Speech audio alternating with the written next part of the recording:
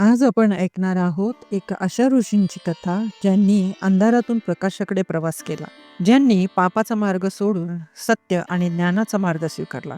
ते महान ऋषी म्हणजेच महर्षी वाल्मिकी. अश्विन पौर्णिमेचा दिवस हा दिवस वाल्मिकी जयंती म्हणून साजरा केला जातो.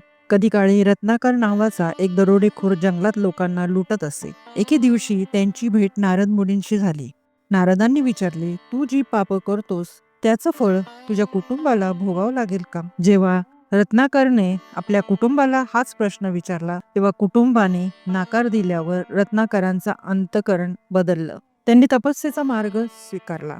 दीर्घ ध्यानानंतर ब्रह्मदेवांनी त्यांना दर्शन दिलं आणि भगवान रामाच्या जीवनावर एक महान ग्रंथ लिहिण्याची प्रेरणा दिली. अशा प्रकारे रत्नाकर झाले महर्षी वाल्मिकी आणि त्यांनी लिहिलं रामायण, जे मानवतेचं आणि धर्माचं शाश्वत प्रतीक बनलं. ऋषी वाल्मिकी दररोज स्नान करण्यासाठी नदीवर जात. भारद्वाज नावाचा एक शिष्य आपले कपडे घेऊन जात होता. वाटेत त्यांना तमसा ओढ्याची पारी लागली.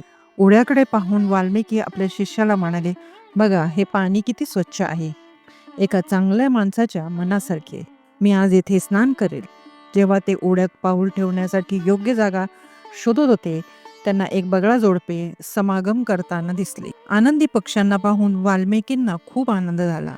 अचानक बाण लागल्याने तो नर पक्षी जागीच मरण पावला.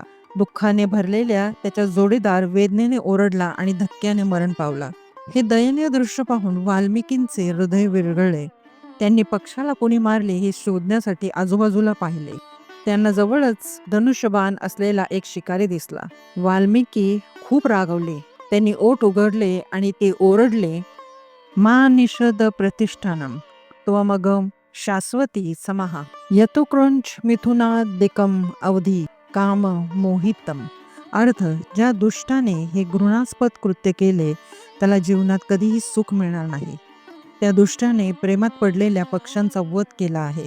हा संस्कृत साहित्यातील पहिला श्लोक मानला जातो. त्या छंदात पुढे त्यांनी रामायण रचले. त्यामुळे वाल्मिकी हे फक्त कवी नव्हते, तर आदिकवी म्हणजेच कवितेचे जनक ठरले.